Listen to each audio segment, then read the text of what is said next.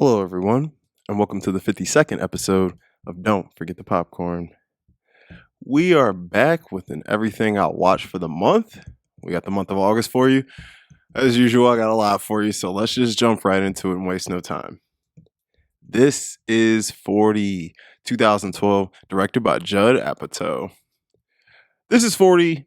It's a pretty decent film. It has its funny moments, but the main issue I had with it was its runtime. It's like almost 2.5 hours. A film of this caliber could have easily been cut back 30 minutes, even more than that, probably.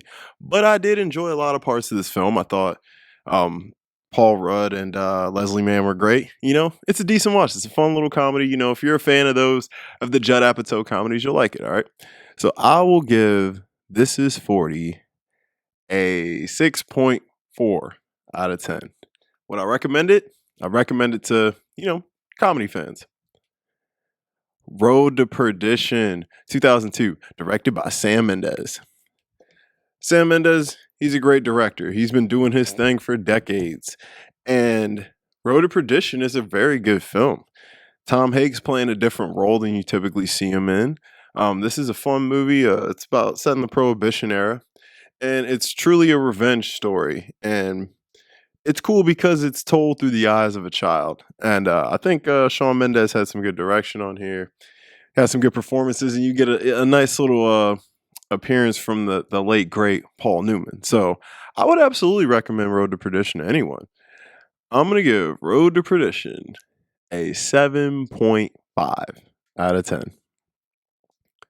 Fallen Angels, 1995, directed by Wong Kar-wai. I'm a fan of this director. I know everyone loves In the Mood for Love, and that's like his magnum opus. But for me, I enjoyed this and The Chungking Express far more than that film. This is a fun movie, and it's got a lot of his style in it, with interweaving stories where there's a bunch of things going on, but all these people are connected in one way or another. This is about the criminal underworld. And it's a pretty fun story, man. It's pretty cool. It's got his style all over it. A nice early film from him. If you're a fan of, if you're a Wong, if you're a Wong Kar-wai fan, check it out. All right, I would give Fallen Angels a 7.3 out of 10. Dune, 1984, directed by David Lynch. Okay, I had never seen this. I really like Denise Dune, the one that came out a couple years ago. And I had to watch this film. And I must say, I did not like this film. I'm a big David Lynch fan. I think he is an incredible director. But this was just not it for him, man. This movie, and I know he doesn't even like this movie. It's a whole mess. I wish Alejandro Jodorowsky would have got to direct it, honestly. But if you know the story of Dune, it does follow it. But the main issue I have with this movie is they just tried to cram too much into this runtime, and it's just a total mess. I could not recommend Dune to you. I think it'd be a waste of your time. I'm going to give Dune 1984 a 4 out of 10. Clue, 1985, directed by Jonathan Lynn. Now, I'd seen this movie a few times before, but it's been a while. Clue is a fun movie, a nice little murder mystery with tons of twists and shakeups throughout. Tim Curry as the butler is absolutely amazing. All the cast in this movie is great, and they are what make this movie fun and what, keeps this train rolling in this film. With lesser actors, lesser characters, this movie could have been totally whack, but it's a fun time. If you've seen Clue, you know what it is. Honestly, I could recommend Clue to anybody. I'm going to give Clue a 7 out of 10. Blade, 1998, directed by Stephen Norrington. Hey, man, the first Blade movie is a classic. Now, obviously, I've seen this one too, but I hadn't seen Blade in a long time. But I watched this movie so much as a kid. It all came rushing back when I saw it. I remembered everything. I absolutely adore this movie. This is a movie, though, that I feel like you kind of had to grow up with. But at the same time, I could see somebody watching this for the first time and getting a kick out of it. Wesley Snipes is amazing in this movie. Chris Christopherson, you got some great performances in here. It's a fun movie, bro. I love this film. So I would absolutely recommend it to action fans, vampire fans, check it out. I'm going to give Blade a 7.3 out of 10. Enter the Void, 2009, directed by Gaspar Noé. Now, I am very, very intrigued by this director. I've been watching a lot of his films, and I gotta say, I'm a big fan, man. I really enjoyed this guy's movies. But out of all his films I've watched, this was probably my least favorite. But it still was a cool movie, man. It's a fun little psychedelic trip, about a guy living in Japan who gets separated from his sister, and it's a drug induced movie, man. This is a film that anybody who plays with psychedelics, you will have a blast with this. The visuals are insane, the colors, the first person view. It's almost like a video game. It's Gaspar Noé has a style like none other. I absolutely love his style, but I will say this film ran a little bit longer than it needed to. We could have easily trimmed about 20-25 minutes, and this film would have been a lot better. But I could only recommend this to deep art house, visual driven fans. This is not a film for everyone, but if you're a cinephile, this is a must see. I'm going to give Enter the Void a 7.2 out of 10. Monster Squad, 1987, directed by Fred Decker. Hey man, this was a fun little kids movie. It's an 80s adventure movie. If you're a Goonies fan, you probably get a kick out of this. It's not the best movie, but it's definitely a fun, nostalgic ride. I had never seen this before. I've been wanting to see it for a while, but I did enjoy this film. I had a good time with it. It's a fun watch. It's definitely worth checking out, especially if you're a 90s kid, an 80s kid. You definitely get a kick out of it. I'm going to give Monster Squad 6.2 out of 10. The Equalizer, 2014, directed by Antoine Fuqua.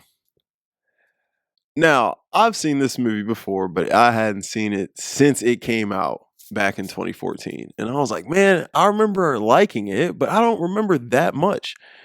Man, this movie was fun. Antoine Fuqua is one of those directors that critics and people just act like his movies are just kind of whatever, but they are enjoyable. They're films anyone could digest. You put an Antoine Fuqua movie on for a person who doesn't watch movies a lot. I enjoy his films, and The Equalizer is a fun time. It's a bang 'em up action movie. Denzel is awesome. Honestly, I think Equalizer movie is a movie anyone could get on board with. Is it a great masterpiece? No, but it's definitely worth checking out. I'm going to give The Equalizer a 7.5 out of 10. Tangerine, 2015, directed by Sean Baker. Now, guys, I'm going to have to take just a second and discuss Sean Baker. Okay, I've been binging this guy's movies all month, and I just got to say, I am absolutely blown away by this filmmaker. I think this guy is probably one of the most interesting filmmakers that we've had in a long time. The way this man tells a story, the way his use of location, his use of first time actors, just the way he puts us in these underrepresented situations and stories. It's just absolutely incredible to me. And Tangerine was famous for being shot on an iPhone. But honestly, who cares? This movie is brilliant. I absolutely adored this film. It's about a young trans sex worker living in LA who gets out of jail and she's on a hunt to find her boyfriend. And that's all I'm going to say about this film because if you haven't seen it, I would highly recommend it. It's funny, it's emotional, it's interesting, it's different, it's nothing like you've seen before. And I was just absolutely blown away. So I'm going to give Tangerine an 8.7 out of 10. Mystery Men, 1999, directed by Kinka Usher. Mystery Men's a fun 90s movie. I've seen this one before, but it's been a long time, so I definitely want to revisit it. I had a great time with Mystery Men. It's one of those films you put on to have mindless fun. It's not a masterpiece, it didn't change the game, but I do miss those old, just practical effects, regular hero stories. You don't get those anymore. All the hero movies now are about these crazy, super duper powered guys and girls. I miss his old school, just regular dudes being heroes and vigilante style. So this movie was fun. I could recommend this to anyone. I'm going to give Mystery Men a 7 out of 10. Ted 2, 2015, directed by Seth MacFarlane. Now, I saw Ted, the original one, in theaters with my mother when it came out, and we loved it. I had a blast with Ted. And for whatever reason, I didn't see Ted 2 when it came out. And I'm just now seeing this for the first time. And I'm like, wow, it took me 8 years to see this film? What is wrong with me? But I must say, it was funny. It's Ted. If you like Ted and you like Seth MacFarlane, if you like the first one, you'll like this one. It's wacky, silly, it's got some racy humor, of course. It's got some offensive humor, but if you can take a joke, it's all funny. So I had a good time with it. Amanda Seyfried was a nice addition. I did miss Mila Kunis, but I did like Amanda Seyfried in it. So, if you're a fan of Seth MacFarlane style comedy, obviously I'd recommend this. I'm going to give Ted 2 a 6.7 out of 10. Starlet, 2012, directed by Sean Baker. Now, I was just talking about this guy.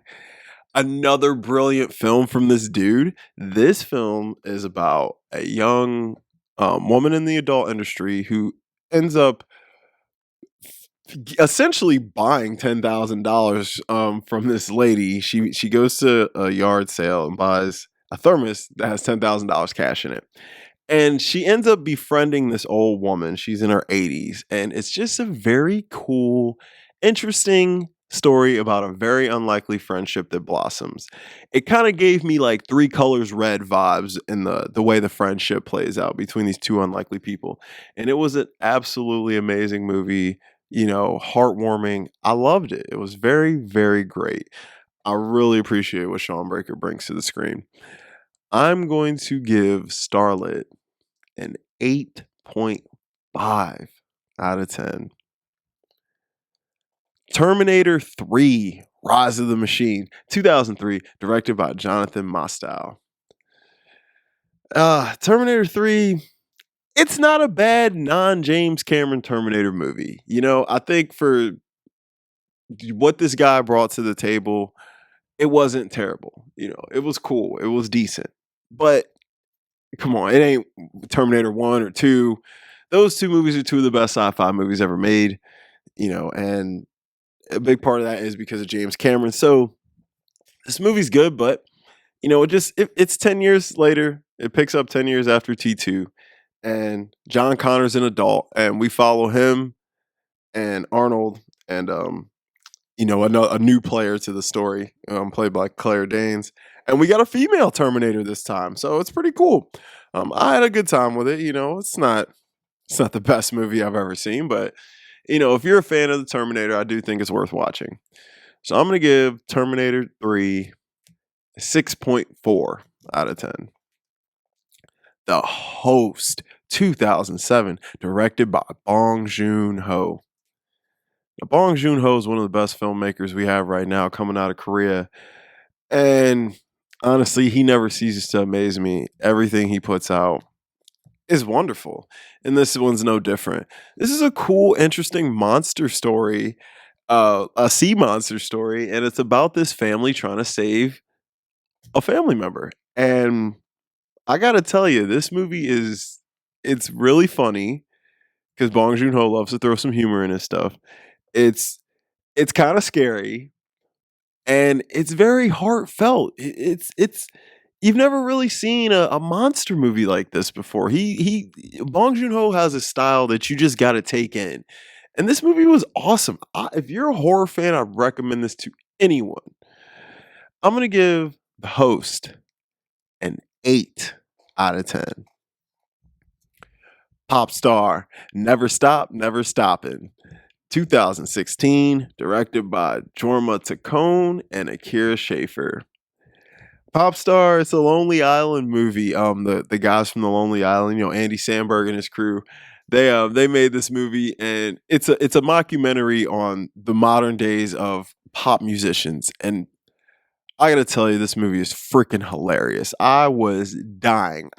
I've been wanting to see this movie for years, and I never got the chance to, and I finally watched it, and I'm so glad I finally watched it. It was hilarious. One of my new favorite music mockumentaries. It's up there with like This Is Spinal Tap, if you ask me. Super funny. I would highly recommend this to anyone. I'm going to give Pop Star a 7.3 out of 10. Oliver and Company, 1988, directed by George Scribner.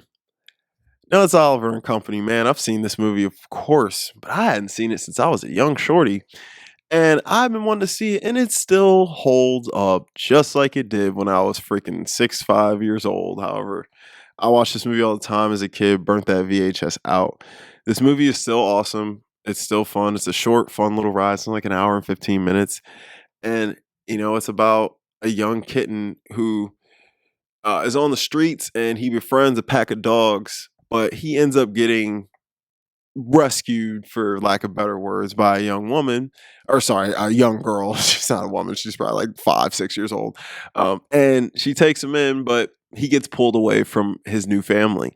And it's a very good film, man. I would highly recommend this to anyone, especially if you got kids. If young kids will like this movie. I'm going to give Oliver and Company a 6.8 out of 10. The Flash, 2023, directed by Andreas Muschietti. I hope I said his name right. The Flash, I really feel bad for The Flash and everyone who was involved in this film, because this movie got totally overlooked. It didn't make any money. People were very against watching it because of who the lead is. And I gotta tell you, I absolutely love this movie. I thought it was very, very good. I have my issues with it. I actually have quite a few issues with it. But it didn't take away the fact that I enjoyed this movie pretty much from start to finish. The first 10 minutes, I was a little like, oh, what is this? This is not going to be good. But once you get past the first little bit, it really kicks in. And I know a lot of people do not like him. But I'm sorry, man. That kid Ezra Miller did an incredible job playing the dual roles in this movie. I enjoyed his performance a lot. I thought he was great. Truthfully, I really feel bad that this movie is not getting seen by as many eyes as it should, because I honestly think it's one of the better hero films to come out in a while. And this is coming from a guy who's really having hero fatigue. I'm going to give The Flash a 7.5 out of 10. Tampopo, 1985, directed by Juzo Itami. Tampopo is probably one of the better movies I watched this month. It's a movie about a young widow woman who wants to keep her husband's ramen legacy alive. And she ends up getting help from a bunch of people around her to perfect a ramen recipe and open her own restaurant. And it's just a wholesome food movie that is just hilarious and heartfelt, and it's just a very good time, and it'll make you hungry. I really enjoyed this movie. I thought it was very, very well executed. And I'm not a big foodie, so for me to enjoy a food movie this much, it's definitely up there. I would recommend this film to absolutely anyone, as long as you can watch foreign language films. So I'm going to give Tampopo a 9 out of 10. Trading Places, 1983, directed by John Landis. Eddie Murphy and Dan Aykroyd in their prime, this movie it's fun. It's a cool story about how a rich white guy and a poor black guy end up swapping lives in a very weird and interesting way. And the film exposes a lot about people in power and people with money, and it exposes the true nature of a lot of people, especially for the time period that this film came out in. And I don't think this movie is as funny as other Eddie Murphy movies. It is funny, don't get me wrong. But I felt the power in this movie lied more so in its message and its honesty. And I really appreciate that about the film more than anything. So I would absolutely recommend Trading Places to anyone. And I'm going to give Trading Places a 7.4 out of 10. Coco, 2017, directed by Adrian Molina and Lee Unkrich.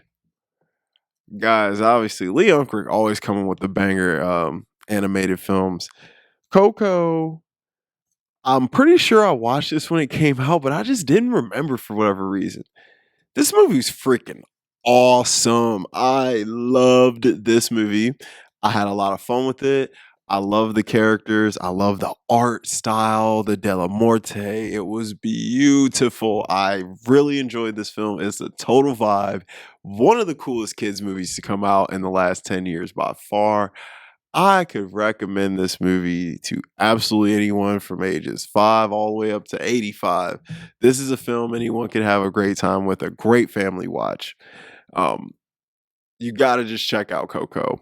So I'm going to give Coco an 8.6 out of 10.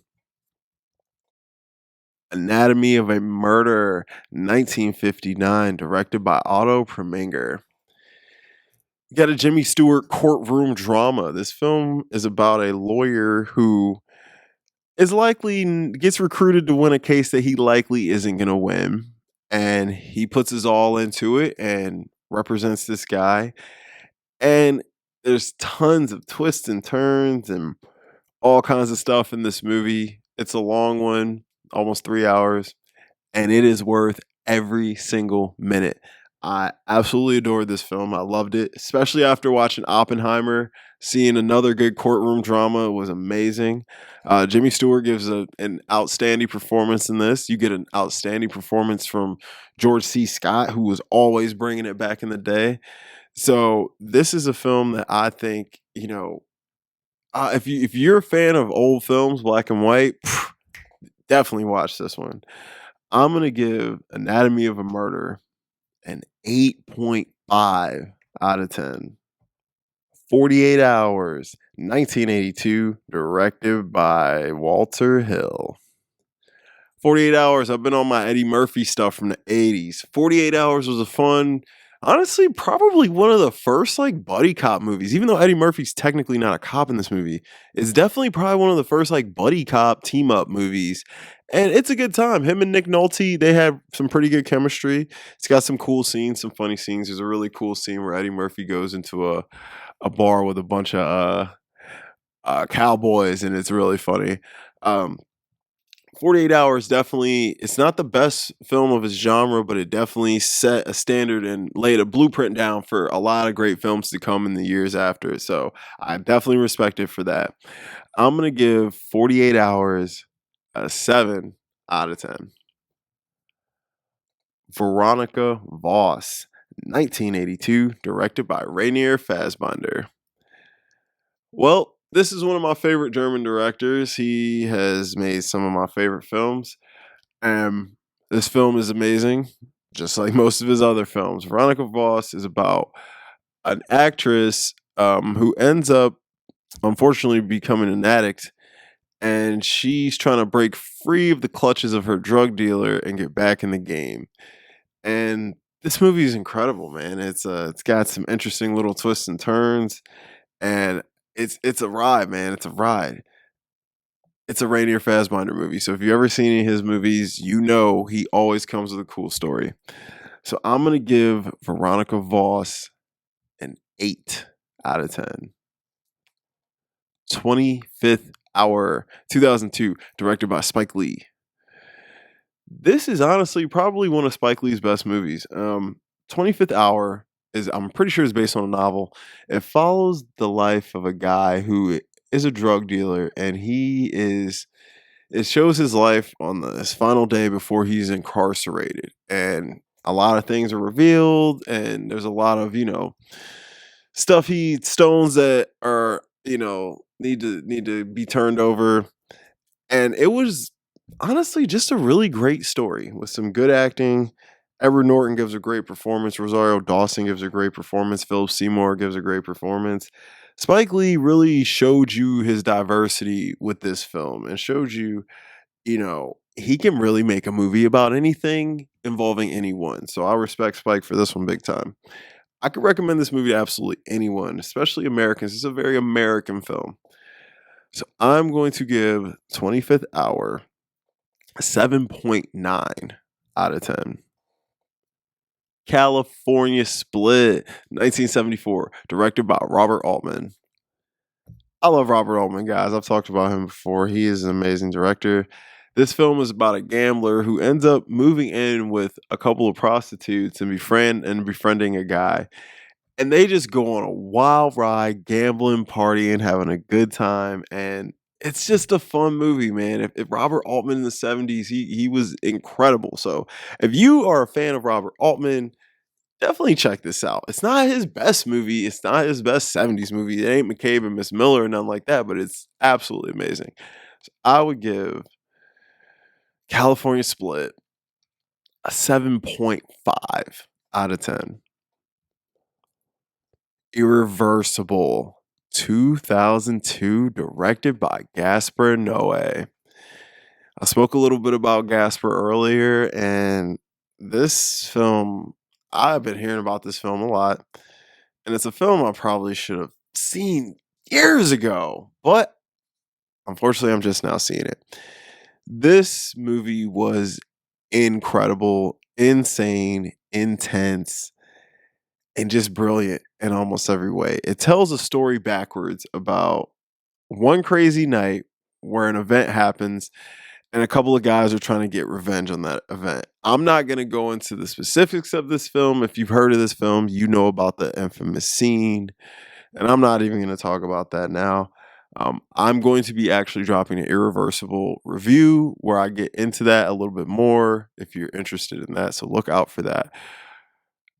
I could only recommend this film to art house deep cinephile fans because this is a hard watch, and it would be a hard watch for a lot of people.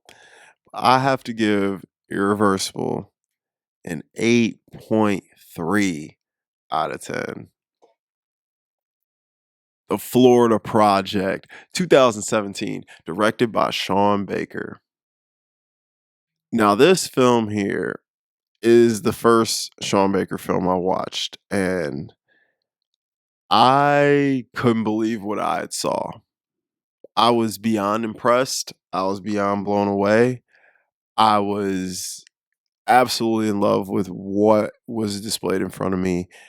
And I've been speaking about Sean Baker all throughout this video, and I'm not done speaking about him actually. I just absolutely adored this movie and every single thing about it. I thought this was a complete masterpiece.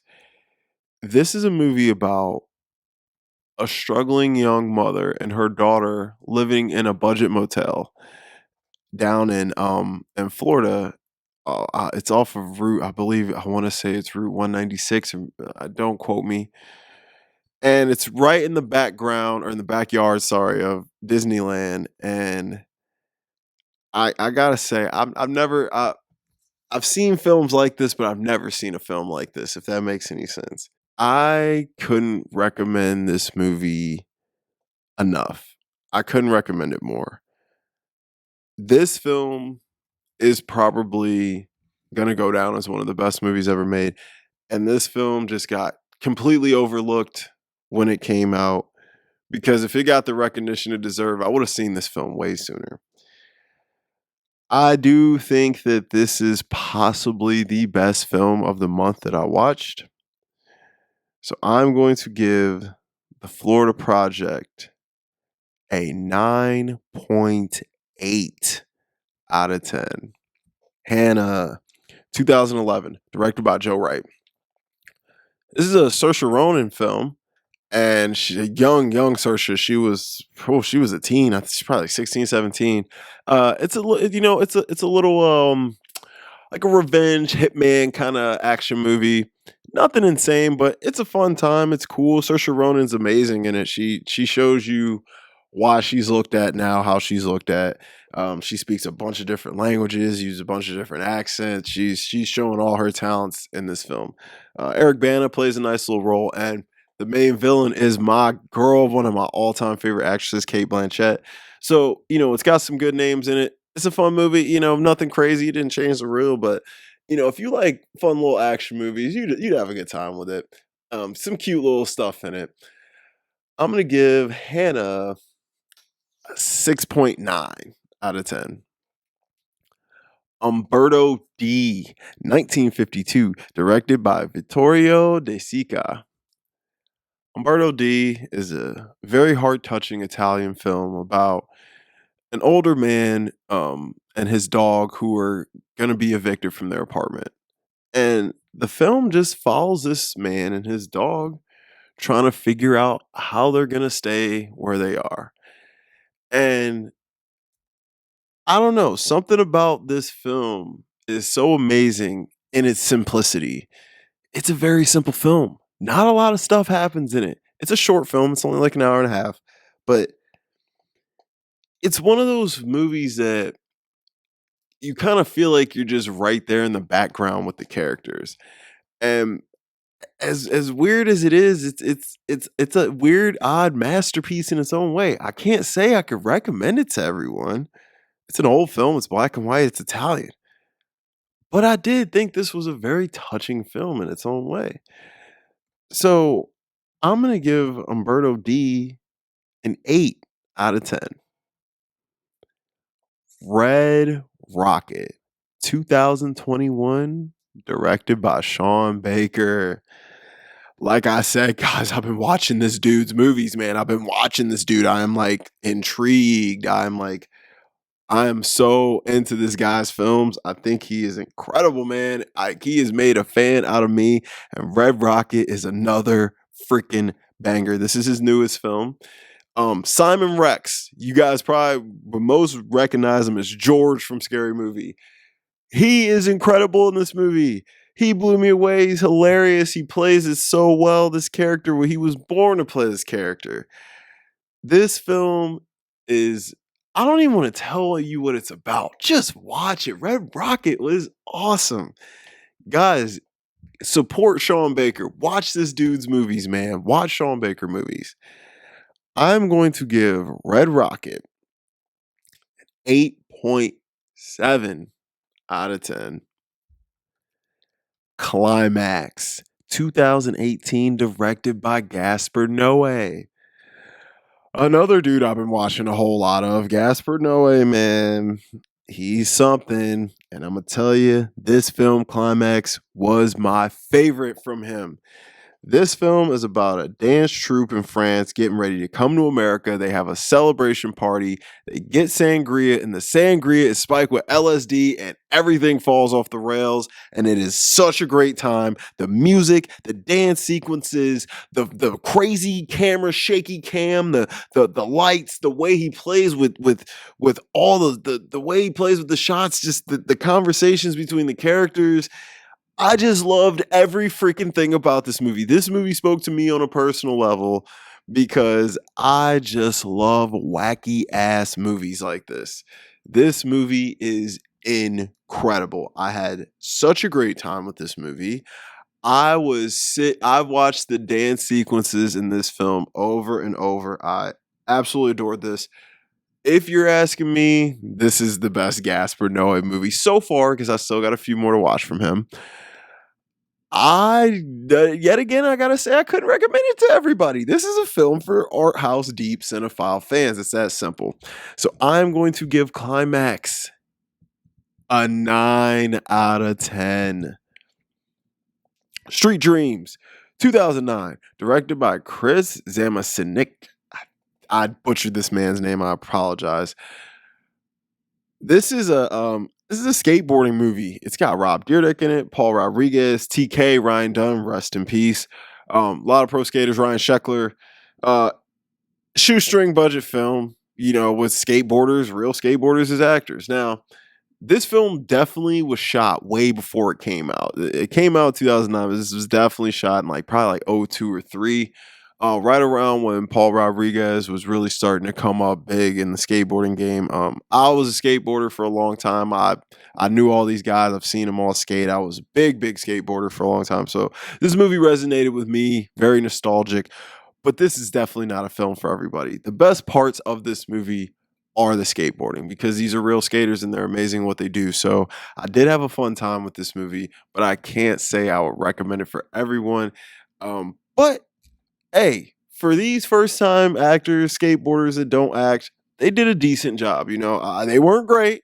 There are some parts where you're like, oh man, these guys, you know, they're new to this, but I was impressed with what they pulled off. But I can't say this is for everybody. So I'm going to give Street Dreams a 6 out of 10.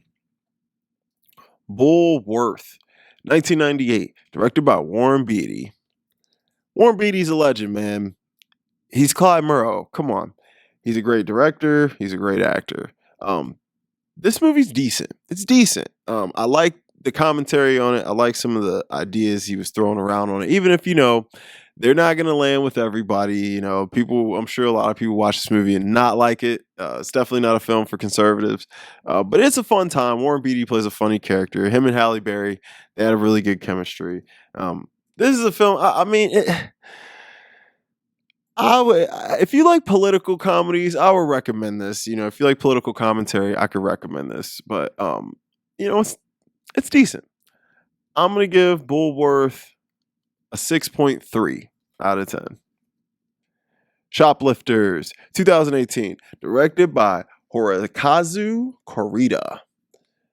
This film was a big one when it came out, and I believe it's Japanese. Don't quote me. I'm pretty sure it's Japanese, but don't quote me.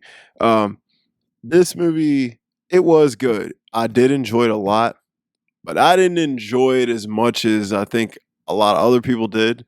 When I was looking at the critical scores for it, I was expecting to be very blown away, which there was a lot of things I liked about this movie. It's a pretty film. It's a beautiful film. I liked a lot of the slickness of it. I think it was well written. But I don't know, man. There was something about it that, as things got revealed throughout the film, it was kind of like making me look at every character all differently. And it was kind of just taking me out of what I think I was supposed to experience from this movie. But I still would say it's a very good film, and I could recommend this to anyone. It was a good movie. So I'm going to give Shoplifters a 7.4 out of 10. The Limey, 1999, directed by Steven Soderbergh. I love Soderbergh. Soderbergh is an amazing director. Out of Sight, Oceans, Aaron Brockovich, Traffic. Like, bro, Soderbergh's a man. The Limey is okay though. I thought it was a decent movie. I didn't love it. It's an early film from him. You can see where his style was really starting to develop here. But I gotta say, it wasn't my favorite Soderbergh movie. There were some cool parts in it.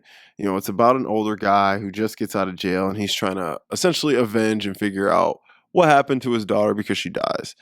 And you get some good performances from Terrence Stump and a good performance from Peter Fonda and Luis Guzman. Nice performance. It's a decent movie, but it wasn't one I'd sit and watch over and over. If you're a crime drama fan, I could recommend this to you. I'm going to give The Limey a 6.4 out of 10. Barefoot Again, 1983, directed by Mori Masaki. Guys, I know you're probably wondering where all the other anime films were for the month, because if you've been watching everything I watch the month, it's littered with anime films typically. But guys, I didn't watch much anime this month. I was, kind of trying to get back on my, regular kid movies. But I didn't watch many anime films this month. But I did watch this one. And this film was heartbreaking, yet so uplifting all at the same time. This is a hard watch. This film put tears in these eyes for real, man. I was crying like a little baby. This film is about a family in World War II who is from Hiroshima, and they experienced the bomb drop. And the effects of it is shown all through this film.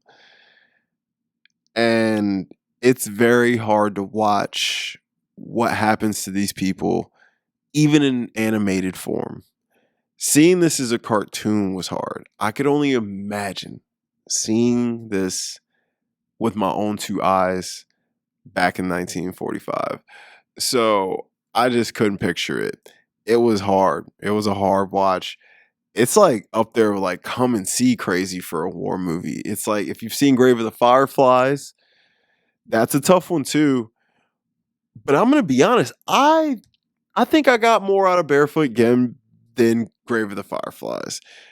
Both great films, both extremely touching, both are gonna pull on your heartstrings. But Barefoot Again is one of the best war movies ever made. I'm going to give Barefoot Again an 8.8 out of 10. My Darling Clementine, 1946, directed by John Ford. The legendary John Ford has made some of the best westerns ever. He doesn't disappoint with this one. This is a fun story about Wyatt Earp and Doc Holliday. You know, the guys from Tombstone, if you guys have seen that. Two legendary cowboys from their time. I did really like this adaptation and story about Wyatt Earp and Doc. I like seeing this played out. I really thought Henry Fonda was brilliant in this movie as Wyatt Earp. I enjoyed this. Victor Mature was great as Doc Holliday. Now he ain't Val Kilmer, but he was good. This was a great Western. I had a great time with this film. If you're a classic Western fan, you will love this movie. I'm going to give My Darling Clementine an 8 out of 10. Magnum Force, 1973, directed by Ted Post. A really fun follow-up to Dirty Harry. Dirty Harry is amazing. I love that movie. But Magnum Force was very good. It was a nice follow-up. Dirty Harry is one of them films that feels like, man, you should just leave it alone. But they did a good job following it up. Clint Eastwood's back, and he's trying to solve a case about some rogue cops out being vigilantes.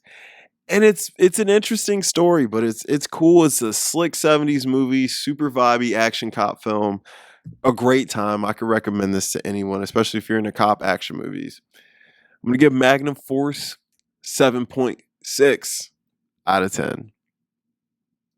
Takeout, 2004, directed by Sean Baker. I know, guys, littered through this list. I've been watching this dude's movies. Takeout. Now, this is his weakest film out of the ones I've seen. But that don't take away from this movie. This is a great film about Chinese immigrants. And I think a lot of Chinese folks who've immigrated here, and I mean, honestly, Asian folks, any group of Asian people, Chinese, Japanese, Vietnamese, Korean, whatever, I think any of them could probably relate to this movie. They're living in New York City. It's a cool story. I had my issues with it. It was quite predictable. I did predict pretty much how it was going to go, but that doesn't take away from the passion he put into this film. He co-directed it with his longtime producer, and it was good. It was good. Now, it ain't as good as his newer films, but I still had a good time with it. So I'm gonna give Takeout a 7.3 out of 10. Last but absolutely not least, Drive My Car, 2021, directed by Ryusuke Hamaguchi. I think I butchered that. Drive My Car was brilliant. I absolutely love this movie. This film I'm pretty sure it's adapted from a novel. It follows an a play actor who and his wife who is a screenwriter, and she dies, and the film is about him coping with this death while also forming an unlikely friendship with a young woman who is assigned to be his driver. Guys, this movie is 3 hours long, and I wouldn't cut 5 seconds out of it. I thought this was one of the best films to come out in the last 5 years. I really enjoyed this movie. It's a gorgeous film. It's it puts you on an emotional roller coaster. It has nice layering throughout. Our two leads are fantastic. Um, our lead in this movie, he is incredible. And the young lady who does the sign language, oh my God, she's so great. I was blown away by her. She was honestly probably my favorite character. She was amazing. I loved everything about this movie. It's a vibe. It puts you in a mood. It puts you in a space. This is a film I would absolutely recommend, but make sure you watch it, when you got some time during the day, because it is a little bit. It's not a loud bang movie. It's one if you put on while you're tired, it could put you to sleep. But watch this when you're ready. It is amazing. I'm going to give Drive My Car a 9 out of 10. Guys, I know we ran long again, but thank you so much for watching everything I watched in August.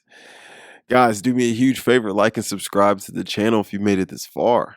I got a podcast with my buddy, The Cutting Room Floor. I'll link that down below if you're interested. Guys, if you're on Letterboxd, check me out, Ralph Vader. I'll also link that down below. Guys, if there is a film you would like me to review, just let me know in the comments and I will do so. I will be back next week. And don't forget the popcorn.